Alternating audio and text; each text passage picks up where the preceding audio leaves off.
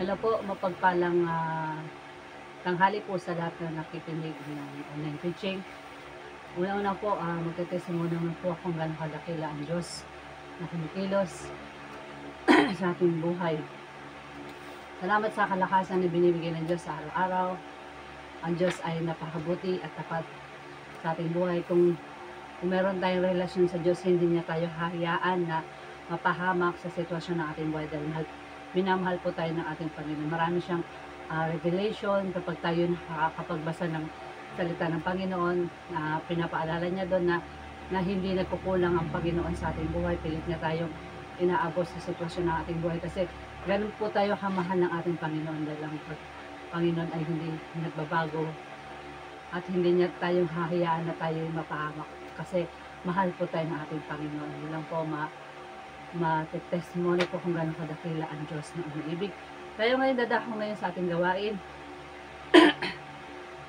Ang ating topic sa araw na ito ay makipot na pintuan. Buksan po natin ang ating mga Biblia sa Lucas chapter 13 verse 24. Sabi dito, sabi niya po dito, magsikapan ninyong makapasok sa makipot na pintuan.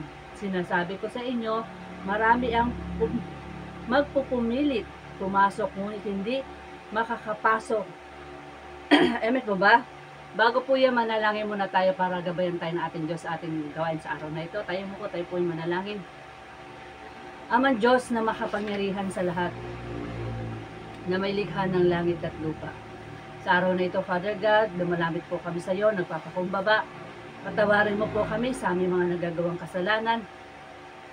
Di man to sinasadya sa isip, salita, sa gawa. Jesus' name, hallelujah, hallelujah, Lord. Salamat, Lord God, sa kalakasan na binibigay mo. Salamat, Lord, sa blessing, Panginoon. Salamat, Lord, sa revelation mo sa araw na ito na patuloy namin tahakin ang nais na pinapagawa mo, Panginoon. Ang nais mo, Lord, ang bawat isa ay magkaroon ng kaligtasan sa sanlibutan na ito, Panginoon, na ikaw po, ang Diyos ay hindi kumakalimot at hindi po hindi ka po pinapaalala mo sa amin, Panginoon, na hindi ka nagkukulang sa bawat anak mo, Panginoon. Ang banal na Espiritu mo, Lord, ang siyang kumilo sa kalagitnaan, Panginoon, itago mo ko sa likuran at lanisan mo ng aking labi sa paghahayag ng iyong salita. In Jesus' name, salamat na nandyan ka, Panginoon, na lagi mong pinapaalala sa bawat anak mo na patuloy silang hanapin kanila, Panginoon. At ito'y tumimo sa puso nila ang mensahe mo sa araw na ito. Holy Spirit, inaanyahan ka po namin sa kalagitnaan upang maunawaan namin ang mensahe mo, Panginoon. Hindi ko po ito magagawa kung hindi mo ko sasaman, Holy Spirit, sa kalagitnaan, Panginoon. Yakapin mo po ang bawat anak mo po, Panginoon, sa pangalan ni Jesus. Amen. Ulitin ko na po yung topic natin,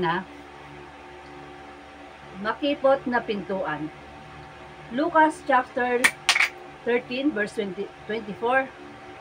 Sabi dito, pagsikapan ninyong makapasok sa makipot na pintuan.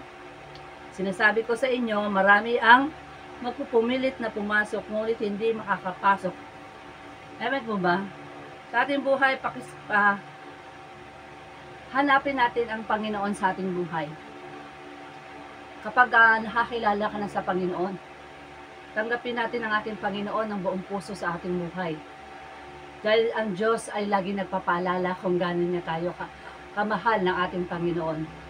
Kaya kapag nakilala ka na sa Panginoon, pagbuksan mo ang Panginoon sa iyong buhay.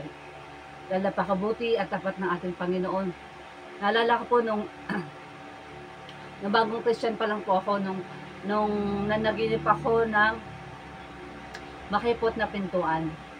Doon sa makipot ng pintuan, sa panaginip ko naman yung bato siyang malaki, tapos may daan na napakakipot na daan. Yun sa panaginip ko yung pilit kong siliksik yung sarili ko, ginaganon ko yung sarili ko nang makapasok ako sa pintuan na yun. Sa bato na yun na may suwang na daanan na butas. Dumaan po ako doon, talaga siniksik ko yung sarili ko. Pero paglabas ko doon sa may makipot na daan na yun ng bato, Pagpalabas ko po doon, ang luwang-luwang po na nakita ko. At nakita ko yung tawag dito, yung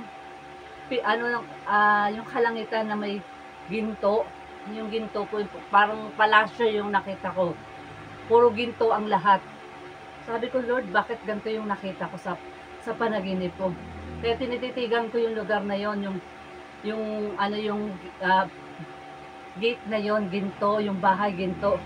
Yun ang pinaalala sa akin ng Panginoon sa panaginip na yun. Kaya sabi ko, Lord, ano yung revelation mo sa panaginip ko? Yung pala, kapag tayo na sa Panginoon, talagang ipinaparamdam niya kung gaano siya kadakilang kumikilos sa ating buhay.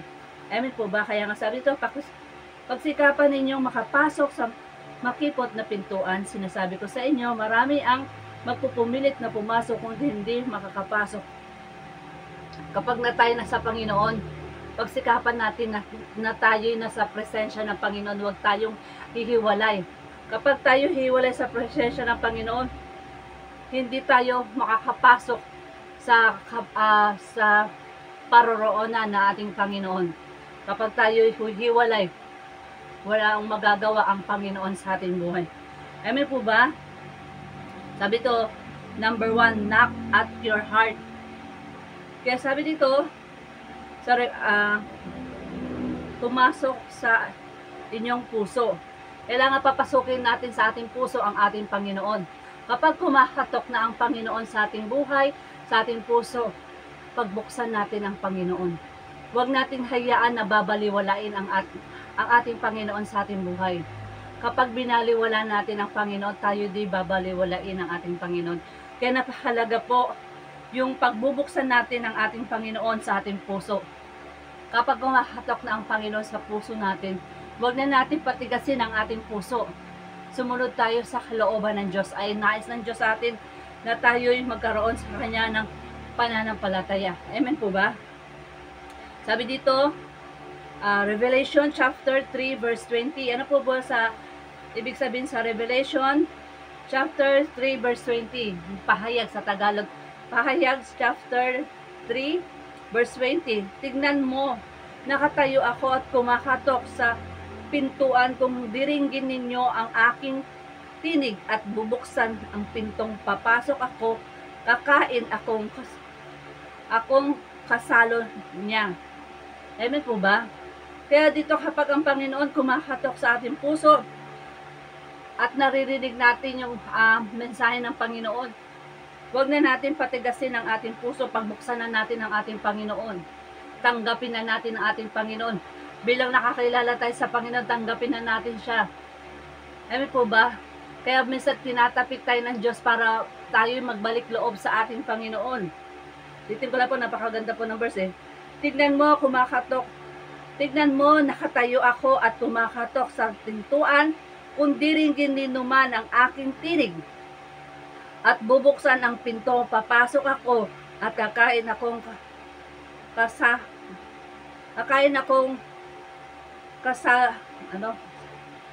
kasalo niya. Amen po ba? Kapag tayo'y nasa ating Panginoon, tinatawag tayo ng ating Diyos, huwag na natin patigasin ang ating puso. Kapag nakarinig na tayo ng mensahe ng Panginoon, huwag na tayong hihiwalay sa presensya ng Panginoon.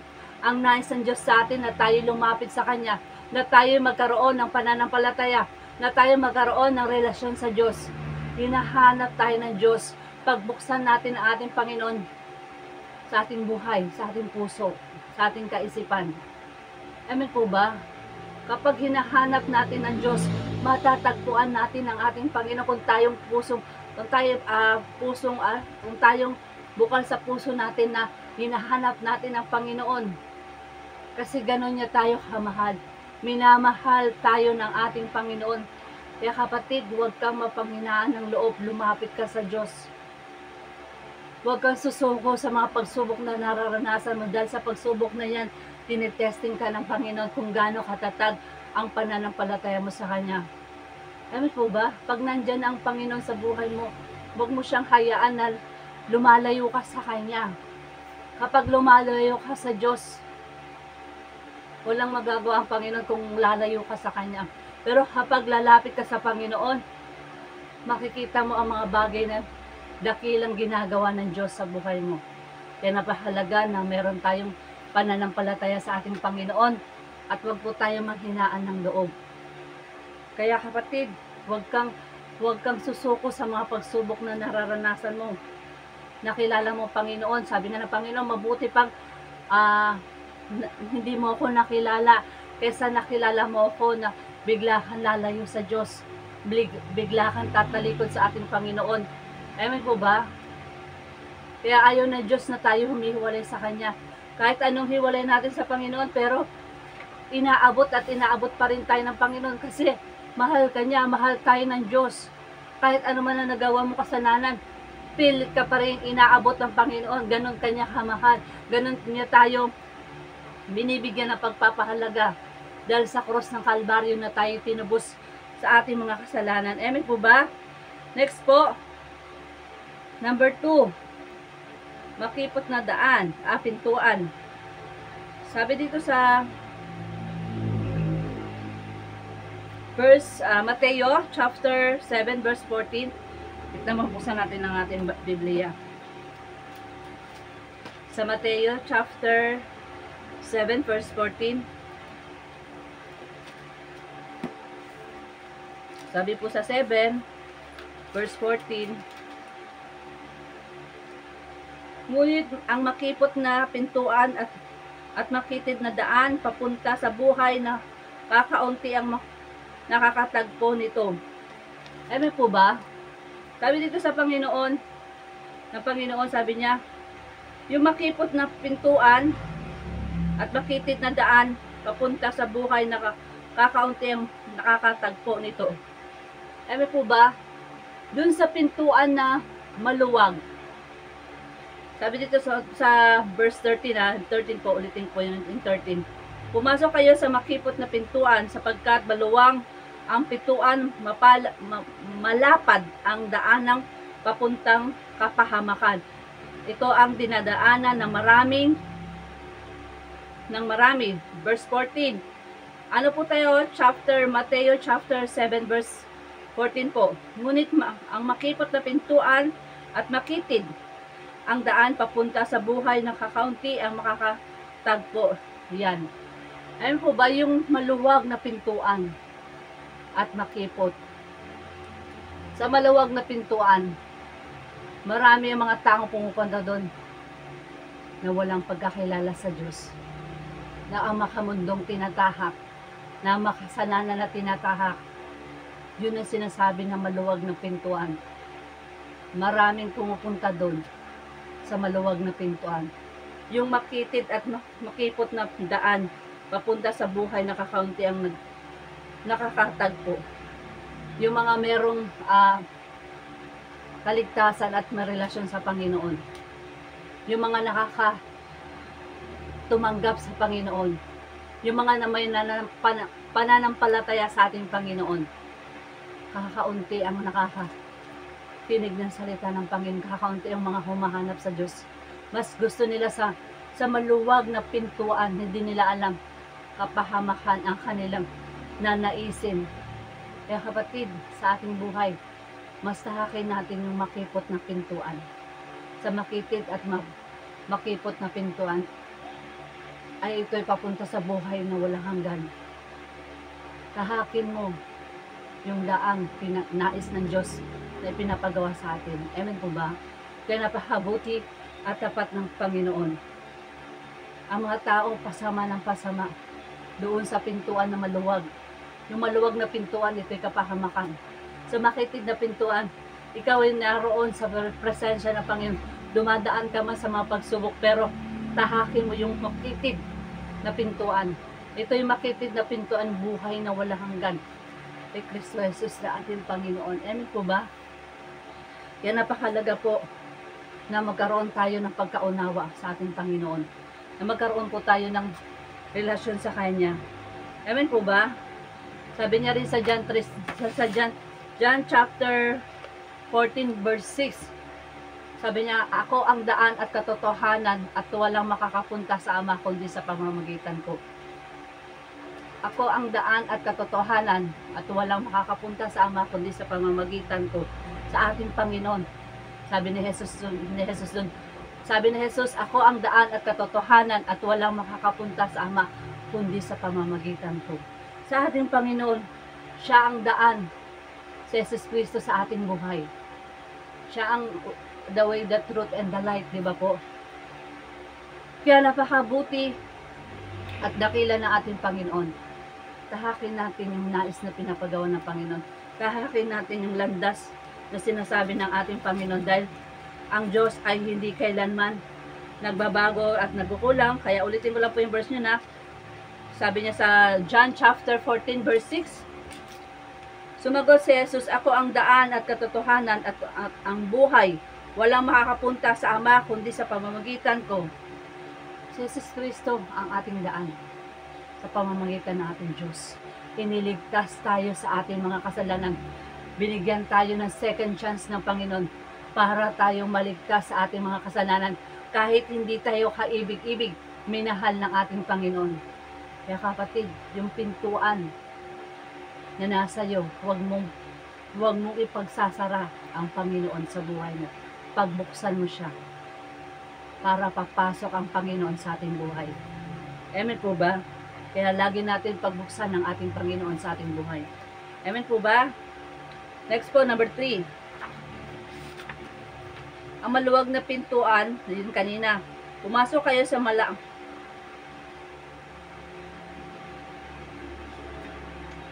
sa verse 13, yun po yung kanina.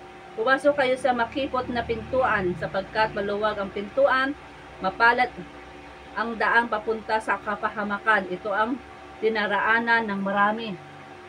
Alam niyo, walang relasyon sa Diyos.